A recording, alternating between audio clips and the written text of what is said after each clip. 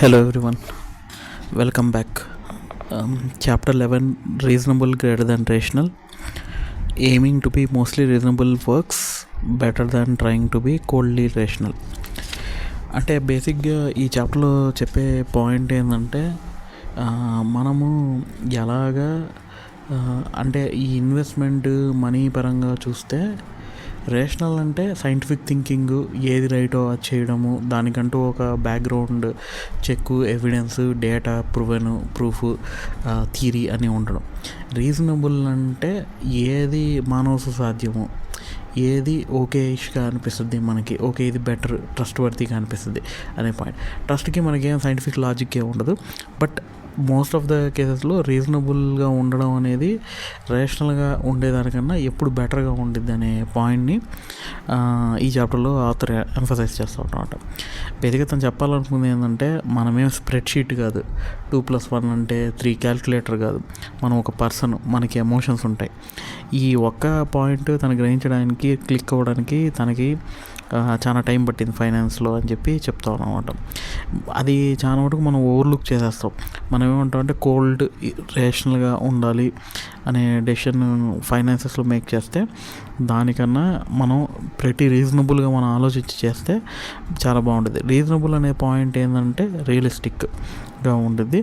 Plus ఎందుకు reasonable అనేది better అవుతుందంటే, రీజనబుల్గా ఉండేది నీకు రీజనబుల్గా ఉందని మనం అనుకుంటే అది లాంగ్ రన్లో మనం కంటిన్యూ చేయడానికి మనకి ఈజీగా ఉండేది.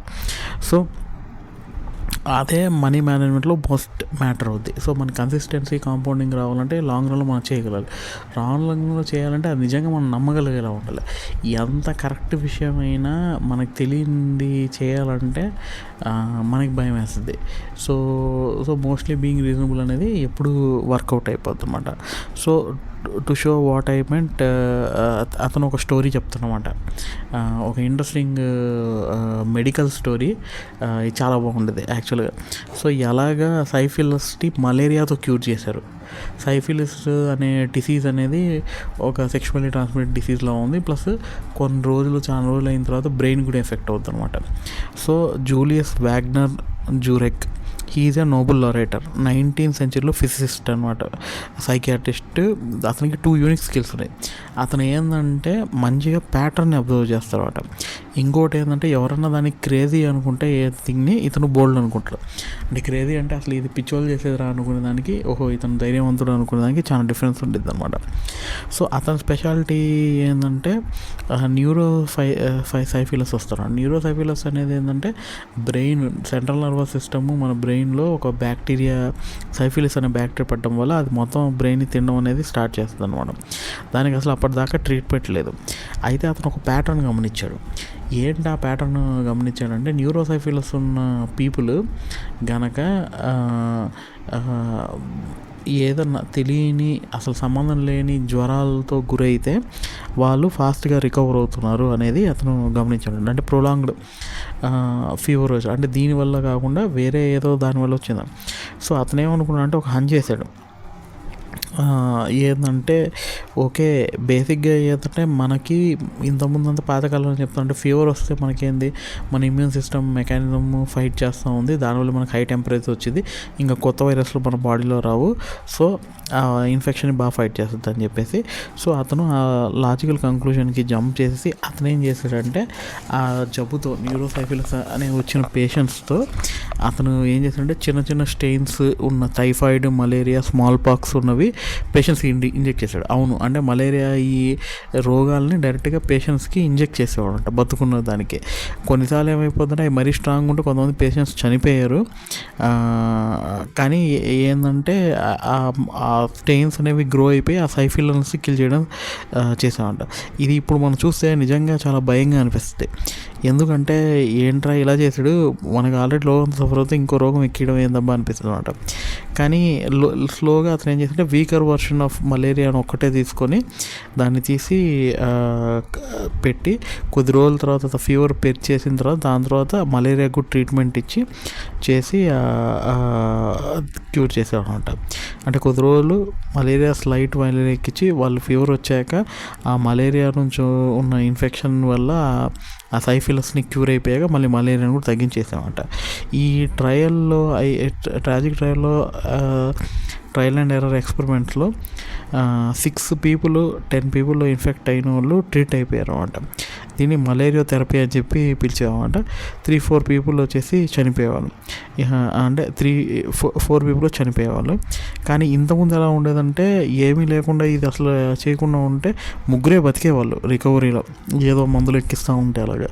సో ఈ చేసిన వర్క్కి అంటే అతను బతికే ఛాన్సెస్ని డబల్ చేయగలిగాడు. 3 people బతుకుతూ ఉంటే ఇతను చేసిన ట్రీట్మెంట్ వల్ల 6-7 people బతకడం స్టార్ట్ చేశారు. సో దానికి అతను నోబెల్ ప్రైజ్ వచ్చామంట. అతను ఈ మెంటల్ డిసీజెస్ని ఇండ్యూసింగ్ ఫీవర్తో ఎలా క్యూర్ చేయొచ్చు, ఎవరికైనా సైకలాజికల్ ప్రాబ్లం ఉంటే ఫీవర్ ఇంజెక్ట్ చేసి ఎలా క్యూర్ చేయొచ్చు అనేది అనిపించేసారు. ఫార్చునేట్గా తర్వాత ఈ మలేరియా థెరపీకి సబ్స్టిట్యూట్గా పెన్సిలిన్ అనే మందు వచ్చేసింది. సో దానివల్ల ఇది అబ్సల్యూట్ అయిపోయింది. కానీ ఇది ఓన్లీ డాక్టర్ ఈ వాగ్నర్ జారగ్ అనే డాక్టర్ ఒక్కటే ఫీవర్ రోలు ఇన్ఫెక్షన్ని ఎలా ఫైట్ చేస్తుంది అనేది చెప్పేసి, ప్లస్ అది చెప్పడమే కాకుండా దాన్ని ఒక మెడిసినల్ ట్రీట్మెంట్ కింద ప్రిస్క్రైబ్ చేశాడు. మనకి మామూలుగా ఎలా ఉంటుంది, అసలు మామూలు కల్చర్స్లోనే ఇప్పుడు రోమన్స్ వాటిలో ఫీవర్స్ని చాలామంది భయపడేవాళ్ళు. ఆ ఫీవర్ నుంచి ప్రొటెక్ట్ చేసేదానికి కొన్ని గాడ్స్ కూడా, ఫెబ్రిస్ అనే గాడెస్ కూడా ఉంది, తను ఫీవర్ నుంచి ప్రొటెక్ట్ చేస్తుంది అని చెప్పుకుంటాడు. కొన్ని తాయెత్తులు కూడా టెంపుల్స్లో అమ్మేవాళ్ళు అనమాట, ఆ ఫెబ్రిస్ దేవతది, ఎందుకంటే మనకు ఫీవర్ రాదు, జ్వరం వచ్చి వణికిపోతూ ఉంటే తగ్గేదానికి. కానీ ఈ వాగ్నర్ జారగ్ అనే అతను ఆపోజిట్ చేశాడు అనమాట. ఫియర్ అనేది యాక్సిడెంటల్ న్యూసెన్స్ కాదు, యాక్చువల్గా మన బాడీకి అది హెల్ప్ చేస్తుంది రికవరీ అవ్వడంలో. సో ఆ పాయింట్ని అతను తీసుకునేసి మోర్ సైంటిఫిక్ ఎవిడెన్స్ ఆ యూస్ఫుల్నెస్ ఆఫ్ ఫీవర్ని ఉపయోగించుకొని అసలు వేరే రోగాన్ని అతను తగ్గగలిగాడు. మామూలుగా మన ఇమ్యూన్ సిస్టమ్ పెంచేలాగా చేశామంట. మామూలు చిల్డ్రన్స్ హాస్పిటల్లో కూడా, సియాటల్ చిల్డ్రన్స్ హాస్పిటల్లో కూడా ఒక వెబ్సైట్తో పీపుల్ని ఎడ్యుకేట్ చేయాలని చూస్తాను అనమాట. ఈ ఫీవర్ని తగ్గిద్దాము, ఇమ్యూనిటీని ఫైట్ చేసి చేద్దాం అని చెప్పేసి. అది సైంటిఫిక్గా ఉండేది. యూనివర్సల్లీ మనకేంటంటే ఫీవర్ అనేది బ్యాడ్ థింగ్, దాన్ని వెంటనే రెడ్యూస్ చేయాలని చెప్పి చూస్తూ ఉంటాం అంట. కానీ ఇంత ఎవల్యూషన్ అయినా మన డిస్పైట్ మెకానిజంకి ఇదంతా జరిగిద్దని నిజం అని తెలిసినా కానీ ఆ ఫీవర్కి ట్రీట్మెంట్ అనేది మనం కామన్గా చేస్తూ ఉంటాం అన్నమాట. అతను మామూలుగా ఎందుకంటే మన ఫీవర్ అంత మంచిదైతే మనం ఎందుకు ఫీవర్ చేస్తున్నాం అంటే అది చెప్పడానికి కొంచెం కాంప్లికేటెడ్. ఫీవర్ అనేది మనల్ని బాధిస్తుంది, ఓవరాల్ బాడీకి మంచి చేసినా ఆ మూమెంట్కి మనకు బాధిస్తుంది. పీపుల్ బాధింపబడడం ఇష్టం ఉండదు. అంటే మన పెయిన్ తగ్గించడం కోసం మనం డాక్టర్కి వెళ్తాం. మన రోగం తగ్గడం ఒక పాయింట్, మన పెయిన్ ఇబ్బంది లేకుండా డాక్టర్ నొప్పి వస్తుంది, కాళ్ళ నొప్పి వస్తే మంచిది లేమ్మా, అది క్యూర్ అవుతుంది అని చెప్పి వదిలేరు వాళ్ళు దాన్ని తగ్గించేసి క్యూర్ కూడా అయ్యేలాగా చేస్తున్నాడు. మనం ఆ బాధ నుంచి కూడా తట్టుకునేలాగా చేస్తున్నాడు. ఆ బాధ పడితేనే మీకు పోద్ది అనే పాయింట్ నిజమైనా కానీ మనం రీజనబుల్గా థింక్ చేస్తే ఏంటంటే ఇష్యూస్ అంట. ఫీవర్స్కి మార్జినల్ బెనిఫిట్ ఉన్నా కానీ అవి మనల్ని బాధిస్తాయి కాబట్టి ఇది ఉంటాయి. సో మామూలు హ్యూమన్ మెంటాలిటీ వచ్చి మనం అలాగే థింక్ చేస్తాం అన్నమాట. సో ఈ philosophy aiming to be reasonable instead of rational, ఇది one of the more people should consider while making decision with their మనీతో చేసేప్పుడు కూడా ఎక్కువ రీజనబుల్ ఉండడం మంచిది రేషనల్ కన్నా కూడా. ఎందుకు అనేది కూడా చెప్తాను అన్నమాట. అసలు దీంట్లో ఒక తమాషా ఉంది. ఇంకొక నోబెల్ రైటర్ మ్యాథమెటిక్స్లో ఉన్న అతను అకాడమిక్ ఫైనాన్స్లో మొత్తం అసలు ఇన్వెస్టింగ్ స్ట్రాటజీస్ని ఆప్టిమల్ చేయడానికి చూసామన్నమాట. అతను ఓన్ థియరీ ఫార్ములేట్ చేసేసి ఏం కనిపెట్టాడంటే అతను చేసి ఎలాగ మనం ఇన్వెస్ట్మెంట్లో బాగా కరెక్ట్గా చేయొచ్చు, దాని రిటర్న్కి ట్రేడ్ ఆఫ్ ఎక్కడ పెట్టచ్చు అనేది చేసిన దానికి అతనికి నోబెల్ ప్రైజ్ వచ్చింది. కానీ అతను రియల్ ఇన్వెస్ట్మెంట్లో చేసి అతను అలా చేయలేదు. ఎందుకు చేయలేకపోయాడంటే అతను వేసుకున్న మ్యాథమెటికల్ స్ట్రాటజీ ప్రకారం అట్లా చేసినా కానీ అతను రాత్రి నిద్రపోయేది కాదు. ఏ స్టాక్స్ అయితే అతను కొనలేదో రేపు పెరుగుతాయని చెప్పి భయం ఉండేది, ఏ స్టాక్లు అయితే కొనేసాడో అవన్నీ తగ్గుతాయని చెప్పి భయం ఉండేది. సో అతను ఏం చేశాడంటే 50% డివైడ్ చేసేసి స్లోగా పెట్టేశాడు. అతను ఏం చెప్పాడంటే నా ఫ్యూచర్లో నేను రిగ్రెట్ కాకూడదు అని చెప్పేసి ఏదో దాంట్లో ఇన్వెస్ట్ చేసి పెట్టి వెళ్తా ఉంటా. సో రేషనల్ కన్నా రీజన్నే అతను ఎక్కువ తీసుకొని చేశాడు. సో మన మామూలు రేషనల్ ఇన్వెస్ట్మెంట్ ఎక్కడ చేస్తాం, నంబర్స్ ఫ్యాక్ట్స్ బట్టి చేస్తాం. రీజనబుల్ ఇన్వెస్ట్మెంట్ అంటే మన ఫ్రెండ్స్ అందరితో కూర్చునేసి, ఎవరైతే మన ఇంట్లో వాళ్ళతో కూర్చునేసి కరెక్ట్గా జడ్జ్ చేసి కొంచెం అది సిల్లీగా ఉంటుంది, కానీ ఓవరాల్ లాంగ్ రన్లో రీజనబుల్ థింగే వర్కౌట్ అవుతుంది అనే పాయింట్ చెప్తాను. అలాగే ఒక అతను అయితే ఏం చెప్పాడంటే, జేసన్ హువాంగ్ అనే అతను ఏం చెప్పాడంటే, పీపుల్ రేషనల్ ఇర్రేషనల్ కాదు, మామూలు మనం హ్యూమన్సే, మనం థింక్ చేసే ఎబిలిటీ కానీ ఎక్కువ థింక్ చేయడానికి, డిఫరెంట్గా థింక్ చేయడానికి మనం ఎక్కువ ఇష్టపడము. సో దానికోసమే మనం ఏంటంటే మోస్ట్ రీజనబుల్ డెసిషన్ చేసుకుంటాం అని చెప్పేసి చెప్తా ఉంటాం. సో సేమ్ థింగ్ మనం ఫైనాన్స్లో కూడా ఓవర్లుక్ అయ్యి చూస్తూ ఉంటాం అనమాట. సో ఒకటి ఏం చెప్పారంటే 2008 స్టడీలో ఏం చెప్పారంటే, అసలు ఇన్వెస్ట్మెంట్ ఎలా చేయాలంటే 2:1 మార్జిన్తో చేయాలి. మనం పెట్టే ప్రతి రూపాయికి ₹2 అప్పు చేసేసి స్టాక్స్లో పెడతా ఉండాలి. యంగేజ్లో మనం ఎక్కువ డబ్బులు పెడతా ఉండాలి, కానీ మొత్తం వైప్అవుట్ అయిపోయినా కానీ మనం ఓల్డ్ ఏజ్ వచ్చేసరికి ఆ కాంట్రిబ్యూషన్ తగ్గుతూ ఉంటాం. కాబట్టి యంగేజ్లో మనకు వచ్చే శాలరీ తక్కువ ఉంటుంది, ఏజ్ పెరిగే కొద్దీ అర్నింగ్ అవన్నీ కూడా పెరుగుతూ ఉంటాయి.